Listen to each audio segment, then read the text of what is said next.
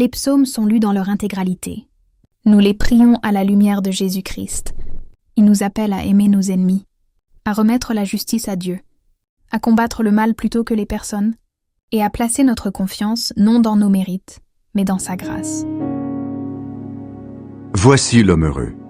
Il n'écoute pas les conseils des gens mauvais. Il ne suit pas l'exemple de ceux qui font le mal. Il ne s'assoit pas avec les moqueurs. Au contraire, il aime l'enseignement du Seigneur et le redit jour et nuit dans son cœur. Comme un arbre planté au bord de l'eau, il donne ses fruits au bon moment et ses feuilles restent toujours vertes. Cet homme réussit tout ce qu'il fait. Pour les gens mauvais, c'est différent. Ils sont comme la paille emportée par le vent. C'est pourquoi, au moment du jugement, ces gens-là ne sont pas acceptés. Quand ceux qui obéissent à Dieu se rassemblent, il n'y a pas de place pour les gens mauvais. Oui, le Seigneur veille sur la vie de ceux qui lui obéissent, mais le chemin des gens mauvais les conduit à leur perte. Les gens stupides disent dans leur cœur « Dieu n'a aucun pouvoir ». Ces gens-là sont corrompus. Ils font des choses horribles. Personne ne fait le bien.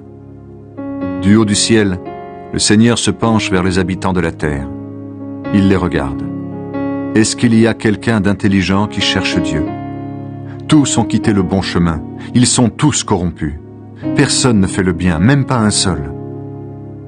Le Seigneur dit, est-ce qu'ils ne comprennent pas, tous ces gens qui font du mal? Ils dévorent mon peuple comme ils mangent leur nourriture, et ils ne font pas appel à moi. Alors ils vont trembler de peur, car Dieu est avec ceux qui lui obéissent. Vous vous moquez des projets des malheureux, mais le Seigneur prend soin d'eux. Qui viendra de Jérusalem pour sauver Israël? Quand le Seigneur changera la situation de son peuple, les fils de Jacob danseront, Israël sera dans la joie. Seigneur, qui peut être reçu dans ton temple? Qui peut habiter sur ta montagne sainte? C'est celui qui se conduit parfaitement. Il fait ce qui est juste. Ses paroles sont sincères et vraies. Il ne dit pas de mal des autres.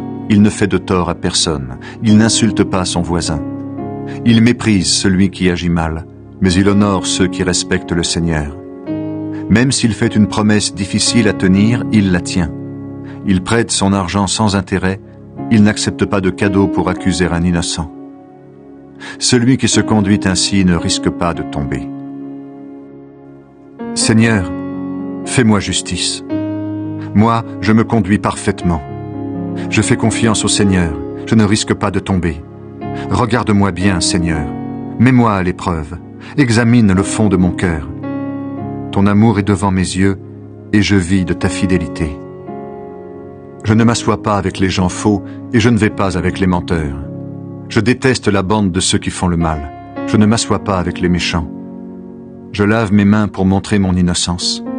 Je fais le tour de ton autel, Seigneur, pour te dire merci à pleine voix et raconter toutes tes actions magnifiques. Seigneur, j'aime la maison où tu habites, le lieu où ta gloire est présente. Ne me traite pas comme les coupables. Ne me fais pas mourir comme les assassins. Ils font des choses horribles. Ils se laissent sans cesse corrompre par des cadeaux. Moi, je me conduis parfaitement. Seigneur, délivre-moi. Aie pitié de moi. Je marche sur un chemin sûr. Et dans les assemblées, je dirai merci au Seigneur.